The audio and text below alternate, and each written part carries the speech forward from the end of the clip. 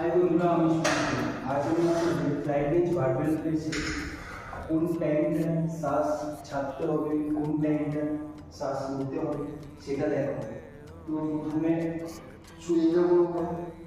তো সেকেন্ড হচ্ছে বারবেলটা লিফট করে নেবো। এবার এখানে হচ্ছে যখন আমরা বারবেলটাকে আস্তে আস্তে নিচের দিকে নিয়ে যাবো তখন ব্রিথ ইন করবো, মানে শ্বাস নিতে।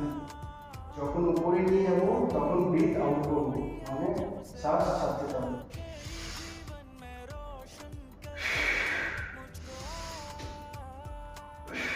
যখন উপরে যাবো আমাদের মাসেল হচ্ছে পেট্রোলিস মেজর মাসেল হচ্ছে ফুল কন্ট্রাকশন, মানে কনসেন্ট্রিক কন্ট্রাকশন, মানে মাসেল ছোট হবে।